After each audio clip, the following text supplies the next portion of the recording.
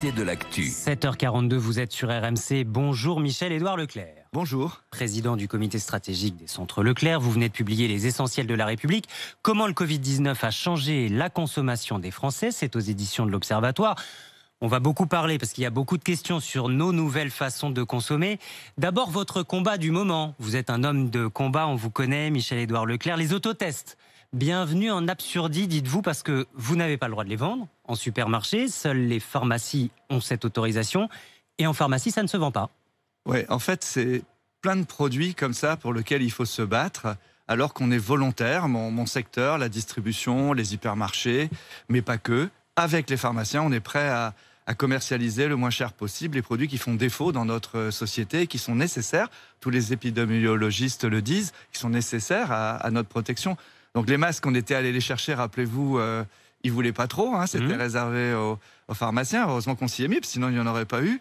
Il n'y en aurait pas eu assez. Et là, c'est les autotests. Alors, ce sont des tests de confort. Hein. Je ne parle pas des tests PCR qui doivent être réservés et pratiqués par du personnel médical, y compris les pharmaciens, les médecins, les infirmières. Non, là, on parle d'autotests, le mot le dit, à faire chez soi.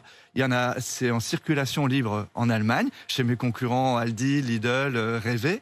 Et nous avons proposé, Carrefour, Système U, Leclerc, de les commercialiser en France, et bien sûr sans marge, pour que tout le monde puisse en avoir chez soi. Sauf que le ministre de la Santé le dit lui-même, c'est un acte médical aussi, c'est un geste technique. C'est quoi? C'est le poids du lobby des pharmaciens qui fait parler Olivier Véran?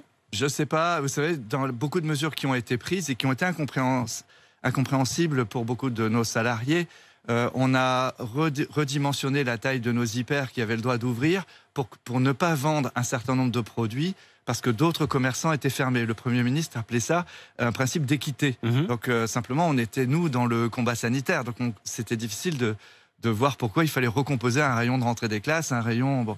Là, c'est pareil. Mais là, précisément, c'est le lobby des pharmaciens. Oui, je pense que c'est ce que M. Olivier Véran a préféré. Il l'a dit. Il a dit qu'il donnait la préférence à ce circuit exclusif de l'officine. Bien sûr que l'officine doit les commercialiser, mais puisqu'il faut... Philippe Juvin a dit qu'il fallait faire ça large. Le ministre de la Santé a cédé à la pression du lobby des pharmaciens. Moi, je pense, oui. J'ai écrit une petite tribune dans Le Monde pour aller dans ce sens. Après... Bon, chacun fait ses choix, mais si vraiment le but, c'est qu'on ait tous chez soi, en cas de doute, des tests de confort, prenons l'offre de service des hypermarchés. C'est surtout qu'on s'engage à ne pas faire d'argent dessus, quoi. Alors, vous preniez le cas de l'Allemagne, allons voir un peu comment ça se passe là-bas. Martin Bourdin, c'est vrai que c'est vendu en supermarché, ça marche très bien. Et ouais, ça fait un carton dans les supermarchés. Ils ont été mis en vente début mars en Allemagne, autour de 25 € le kit de 5 tests. Et très vite, un peu partout dans le pays, des ruptures de stock. Les autotests ont été plébiscités. Ça a permis de tester plus de monde en début d'année. 1,1 million de tests en moyenne étaient réalisés chaque semaine en Allemagne, d'après les données de l'Institut Robert Koch, l'équivalent de notre Institut Pasteur. Il y en a jusqu'à 300 000 de plus chaque semaine, courant mars. Et ça s'est fait ressentir sur le nombre de cas positifs. Il a quasiment doublé entre la fin du mois de février, 67 000 tests positifs par semaine, et le début du mois d'avril, 138 000 tests positifs. Plus de cas détectés donc, mais ce n'est pas que lié au dépistage plus massif et aux autotests, puisque le taux de positivité de ces tests a lui aussi doublé sur la même période.